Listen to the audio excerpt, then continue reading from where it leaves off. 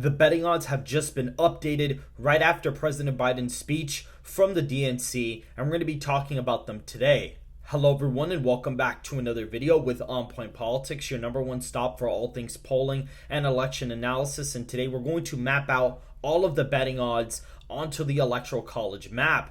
Make sure to hit the like button and to subscribe if you want more content just like this. And so looking at these numbers, right, we clearly see right now that Donald Trump is technically behind because the Rust Belt does technically give Harris 270.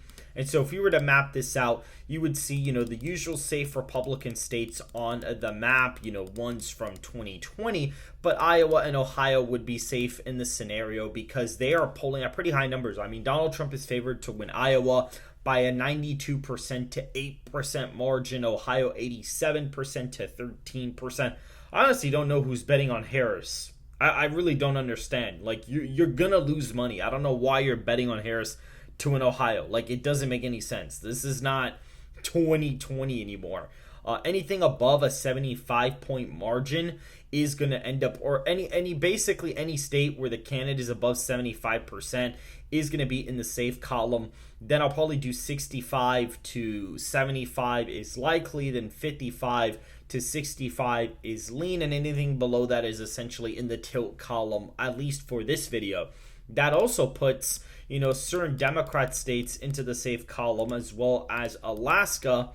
That does put Illinois there, as well as South Carolina and Florida and Texas. We clearly see Texas at an 86 to 14 percentage point odds for Trump, Florida 83 to 17 percentage point odds, and we see a lot of the Northeast is basically very solid in either column, including Maine's 2nd congressional district and the 1st district. So that is pretty interesting too. So it seems like voters have effectively decided, in the betting odds pretty convincingly in a lot of these races, including Virginia and Minnesota, where, Harris basically has an 85 plus, vote share in those states in terms of the betting there. Even in Nebraska's 2nd, 82% chance for Harris. So that also goes in the safe column too. So effectively, all the states that are within betting odd, essentially competitiveness are basically the 6 major swing states. Even North Carolina right now would go in the lean Republican column in the betting odds because it is within 55 to 65% for the winning candidate. The former president is still having really good odds here. His odds in 2020 in the betting markets were significantly closer. This state has been trending to the right for the past couple of, cycles. So definitely would be, almost a sure pickup for him. Now, what's very interesting is that the state of Georgia is in this column as well, with Donald Trump basically favored at 57% to Harris's 43. And this was a lot closer a couple days ago.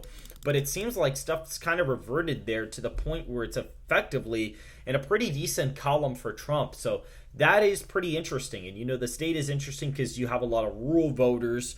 You have a lot of voters in Atlanta. So it has a pretty diverse coalition. But if black voters are not turning out at the rate that you need to, I mean, she's effectively not going to win the state, period. Even a state like Nevada, for example, we'll see is in the tilt Republican column in the betting odds. Trump is favored to win by 6 points in the betting. He was favored way more against Biden, but he is still ahead in this betting odds in Nevada. The state's been trending to the right as well for the past couple of cycles. Hispanics are definitely going to be voting to the right of 2020, even based out of the latest national poll that we did with SoCal Research or Strategies and Ready Go Politics. And speaking of polls, guys, make sure to go ahead and donate to our GoFundMe for us to conduct more national and state polls. We just did a national poll, and we got the most transparent and honest numbers that we possibly could. As of right now, we have currently raised $5.5 thousand to help us conduct these national and state polls. So any support would be greatly appreciated. Now, looking at Arizona in the betting odds, Harris actually took the lead here by 51 to 49. So the betting odds are really close in Arizona, but Harris technically does have the lead there. Now, looking at the state of Wisconsin, 58 to 42%, that goes in the lean column. I mean, a lot of, betting odd voters tend to kind of have the Rust Belt really blue in a somewhat competitive race. I guess they're just betting on the fact that it's gone blue a bunch of times. Michigan 64 to 35%. So that is still in the lean column, not even in the likely column. And Pennsylvania, roughly the same thing. Funny enough, Harris actually has better odds at winning Wisconsin than Pennsylvania, which I think is pretty interesting. But all the Rust Belt states fall in the lean column in the betting odds, and we now have Harris at 281 to Trump at 257, and these are what the betting odds look like right now. Harris is currently up in them. However, she was up more significantly about a few days ago until her economic plan when it comes to price gouging was revealed. That really hurt her politically and definitely hurt her in the betting odds. She kind of recovered a tiny bit due to good polling, and now even after the first day of the DNC, literally Trump actually gained a point today even after the DNC. So that is pretty interesting. She did take the lead in Arizona. And, guys, this is not definitive. This is not, this is for sure going to be the election. However, polling, betting markets are interesting to look at because people are actually putting their money on the line for this stuff, in order to, accurately decide where the races are going to go. And so that's a fairly interesting analysis when it comes to this.